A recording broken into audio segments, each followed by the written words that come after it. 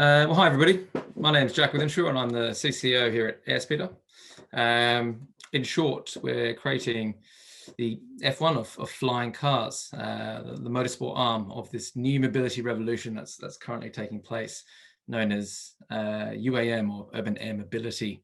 But over the next 25 minutes, I want to give you a bit of a broad introduction to what this mobility revolution looks like. I know we've had a lot of discussion about on the ground at the moment, electric mobility in two dimensions, but I think it's time we start looking ahead, take some of those learnings from the ground and we can apply them to the air. So give a broad introduction to the UAM world, also the role of motorsports and I guess the requirement for competition to accelerate this mobility revolution. And then finally, give you a bit of insight into what Airspeeder as the F1 flying cars will actually look like as we start racing this year. So a bit of background about this industry. Now we call it UAM, Urban Air Mobility, or AAM, Advanced Air Mobility. Quite frankly, it's looking at majority transport and cargo vehicles that are being utilized for intercity transport, city-to-city transport, and cargo solutions where applicable. What many people don't know is that flying cars are a reality. I think it's a beautiful thing. There's been generations before us that have always been influenced by the likes of Chitty Chitty Bang Bang, Jetsons, Back to the Future, Star Wars, kind of banging on their doors, wondering when we're going to get flying cars. Generation after generation haven't actually had them yet, but I'm really excited to say that it's this generation that are coming through that can grow up with them. I believe we've kind of past the point of no return now. We can see that with over 320 flying car companies that have at least been announced. We've got an evaluation recently reevaluated to $1 trillion in 2040 by Morgan Stanley. Multiple flying unicorns have also been announced. Now, a unicorn being a business that's over $1 billion valuation, we've got at least 6 of these in the flying car space, all focusing on the transport solution, either intercity or between cities as well. And I think the bigger indicator that this revolution is happening is in mobility companies now transitioning across. So companies such as let's say Porsche, Daimler, Aston, Toyota, Hyundai, General Motors, Fiat, Chrysler, they've all announced their flying car projects. Now, these are companies that traditionally have been automotive-centric companies. They're branded as mobility companies as they start to explore the vertical space. We've recently seen a couple $1 billion invested into the industry as well. So I think it's fair to say that it's happening.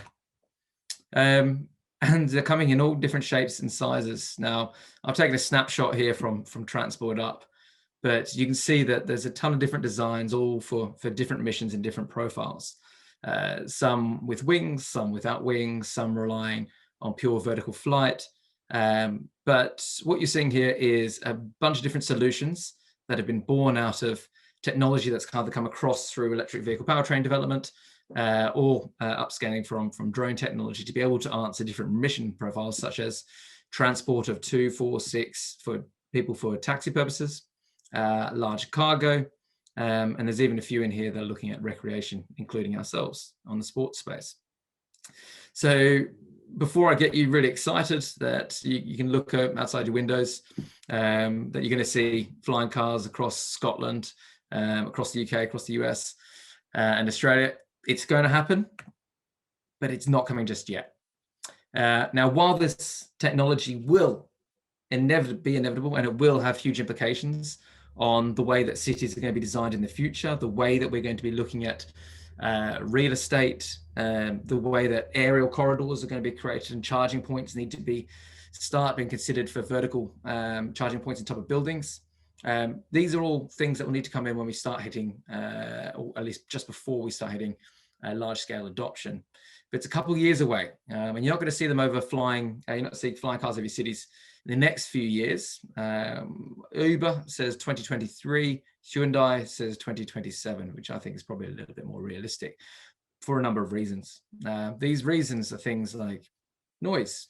We need regulation, infrastructure, certification, battery technology, while still going leaps and bounds from where we were just a couple of years ago. It's not quite there yet. And the one that we need to consider probably first and foremost is public adoption and public awareness. So a little bit more about us then. When we started looking at the market, seeing the trends that existed technologically from the EV market and the drone market, we could see that flying cars were inevitable. We could see that there were some hurdles that were coming up.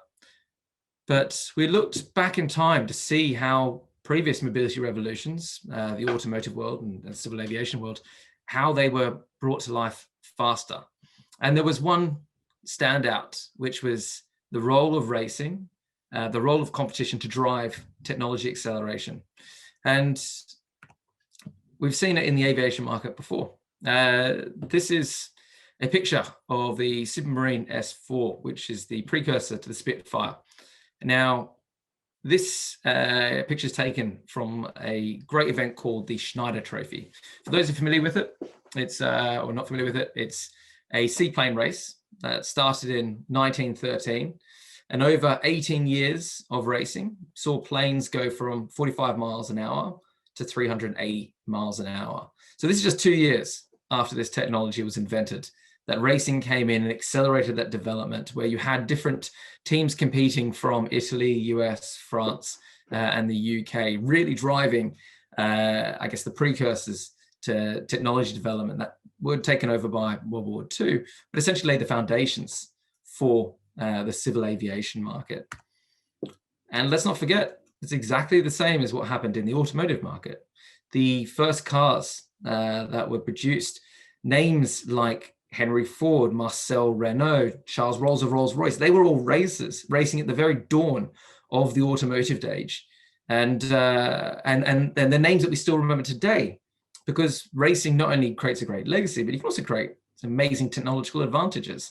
So we've seen it in motorsports, where you can list disc brakes, ABS, rear vision mirrors, seat belts, hybrid engines, all technology that has been driven from the furnace of competition and trickles down to the mainstream market. Now, there's a great quote here from Henry Ford, who says, "Motorsport was invented 5 minutes after the second car was built." And I think it says something about the human endeavor and human requirement and passion to be able to compete. So the question's then asked, if this technology is starting to become available in the flying car world, we believe it's inevitable to start racing, and the precursor for racing exists. So for us, our mission is to create the ultimate flying car through racing, to create a motorsports or a racing ecosystem, a space and a place for the flying car world to push technology to its limits, a place that's quite safe, and allow for the technology to thrive, so that the wider UAM and urban mobility market can thrive as well. And I think at this point, I always need to take stock and say, look, I am talking about flying car racing. It's absolutely brilliant and exciting, but it's also really pragmatic. Not only has it just been historical precedents for why it makes sense, but there is also some regulatory and technological advantages through racing as well. So let's talk at the flying taxi market. If you want to be able to build a flying taxi that can fly over Scotland, it's going to cost you circa $400 to $500 million to be able to do so. It's a 5 to 10 year building mission profile.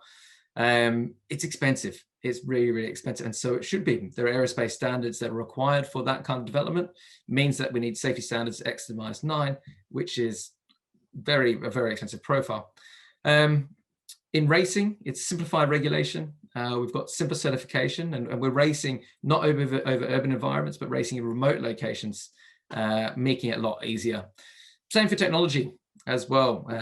Some of the big hurdles that you're facing over the urban environment are things like energy density, so ensuring that batteries don't run out of juice as they're on one of their missions. I guess it's a bit easier when you fly in circuit formats and you have things like pit stops, so that you're able to switch those batteries out and keep on racing.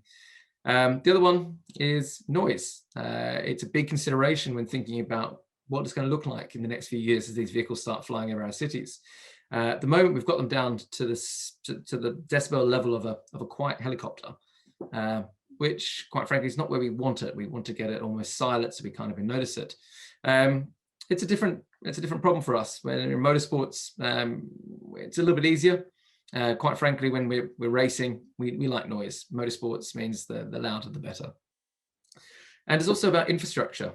We're able to deploy a lot quicker because we don't need those infrastructure requirements that are already there, things like skyports and charging points that need to be built in the cities for these for the taxi market to exist. We can rely on our partners to help build event-style infrastructure. And we got to remember that racing has actually a role to give back to driving the UAM world. It's always done it. It's done in the automotive world, where it gives back through performance, safety, and awareness. So it's going to do the same for the flying car revolution as well. So for us, it means instead of trying to build these vehicles to a fixed price point to be able to get mass scale adoption, we have a higher price point and low volume that we need to be able to reach. With rapid iteration cycles, motorsports means that every single year we're developing the vehicles quicker, better, faster, stronger. I guess when you look at traditional aerospace planning, that's a 10-year profile before it needs some change, largely held back by those certification standards that need to be met. And let's also remember the automotive trickle-down effect as well. Like we just talked about in motorsports, it's inevitable that the technology that's developed in racing will have a trickle down to the wider air taxi market. Same with safety. We think it's really important that for this industry to take off, it needs a place where it's safe to crash. We don't want these vehicles crashing, especially in a transport situation over urban environments. But it is an inevitable thing that we do need to talk about as a community. So we want to provide a place where it is safe, where pilots can push extreme vehicles that already have extreme personalities through extreme conditions, and as a result, learn to crash well, and share that data back to the wider urban air mobility market as well. Now, one that's probably closest to my heart is awareness. I can't speak for the virtual room that we have here today, but I'm very aware that a lot of people aren't, I guess, up to date with where we're at in the flying car market, not knowing they even existed, not knowing this vertical mobility revolution is currently taking off and that billions of dollars being invested into it. And it's because we're quite a private industry, I believe. A lot of the lead players seem to have their layers where they're keeping their technology very guarded, rightly. But it means that we're missing out on communicating with the biggest shareholder in this whole thing, which is the public. So to be able to address that, we think racing is a great medium that can be able to do that. It's a nice snackable format. It hits all demographics, male, female, young, old, and most importantly, gets people to fall in love with the possibilities of what this technology can do. It's the same back in racing in the automotive days. We fell in love with racing. We fell in love with races. We fell in love with motorsports. And as a result, we've always wanted to hop behind the wheel of our own car. So for this to exist in the urban air mobility space, we need to get the community engaged as well. But in racing, it's not just about us, it's also about our partners. So if you believe, like we do, that the urban air mobility market is coming, then racing provides a microcosm of what it's going to look like in the cities just about 5 years further ahead.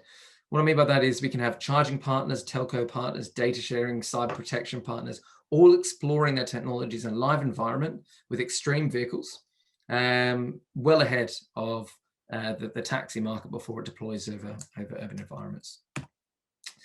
So I've got a little video here to introduce to you what we think our solution is in Airspeeder and flying car racing.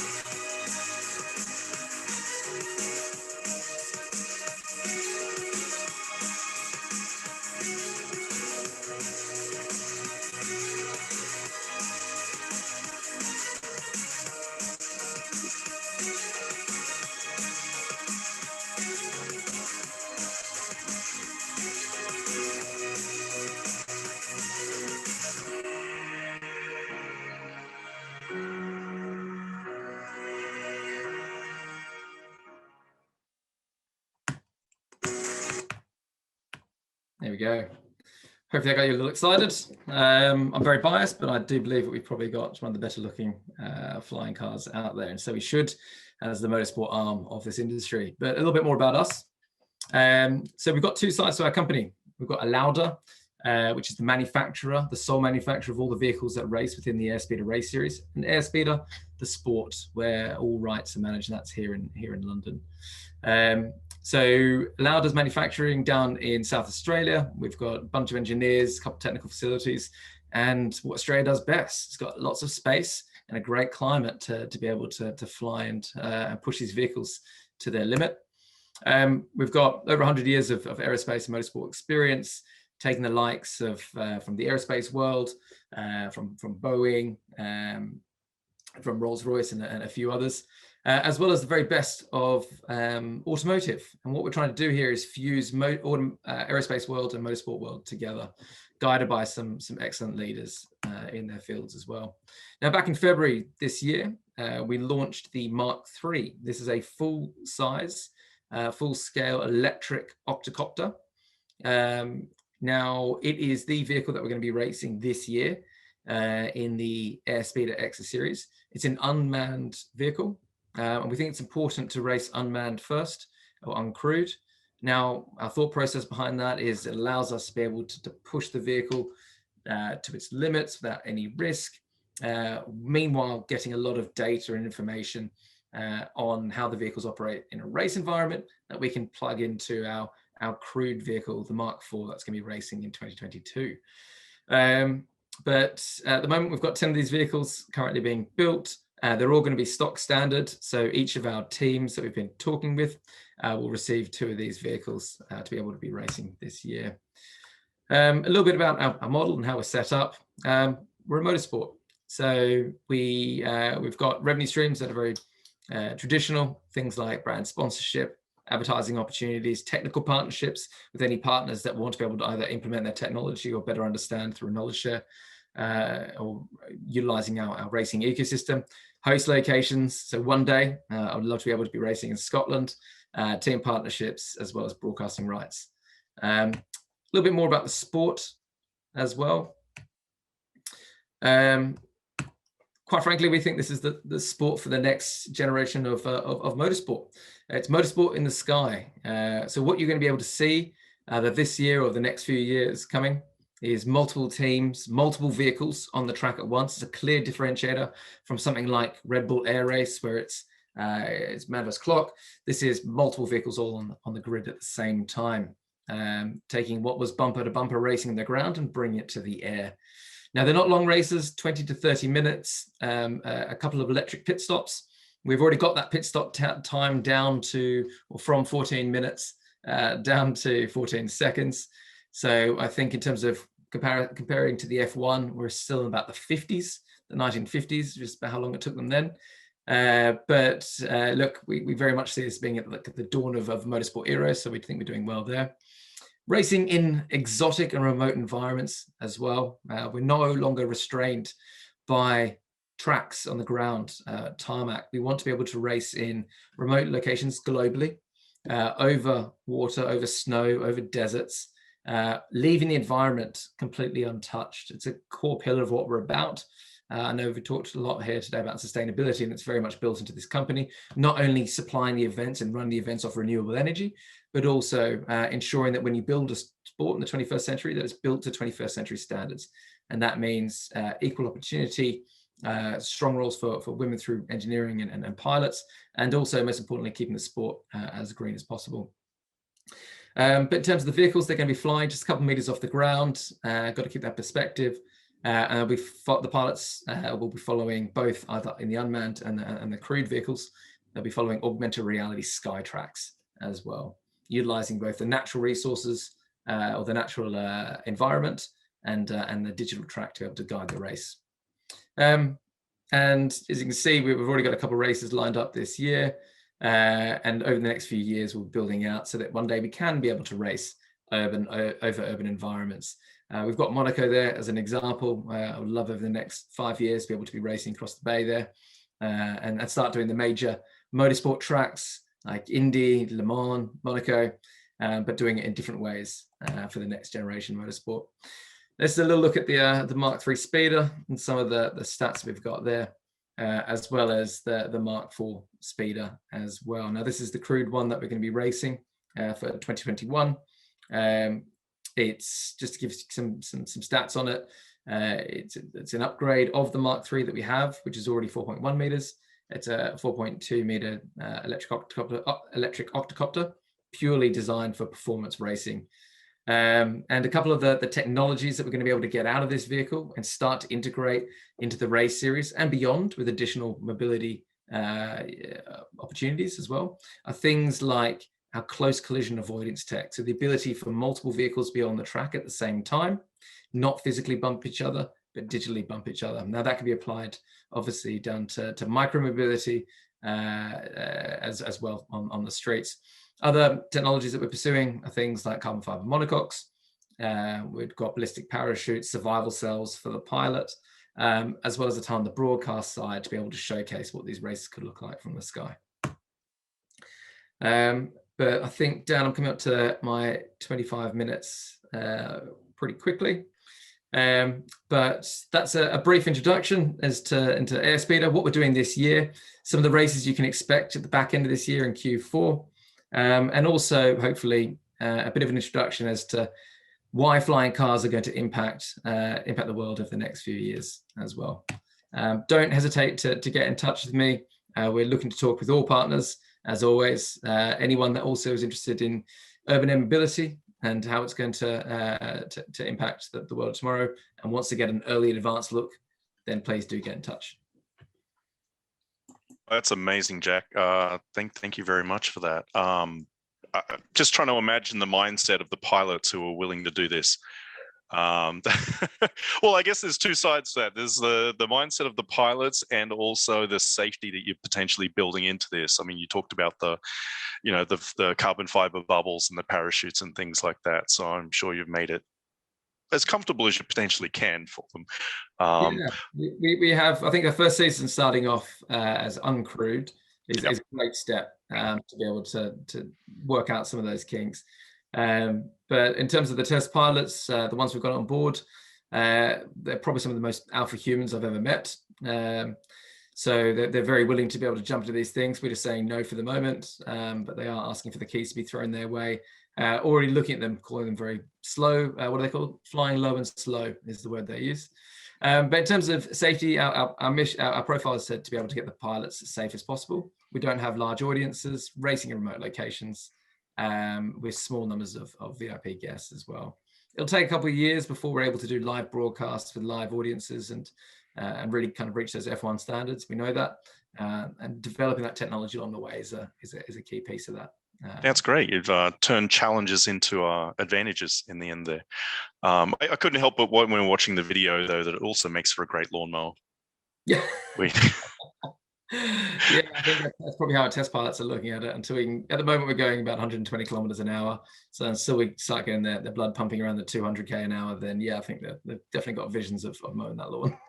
Excellent. Thank you very much for your time. Really appreciate it. Anyone that wants to get in touch, I think Jack's details are available there, but you can always find him on LinkedIn.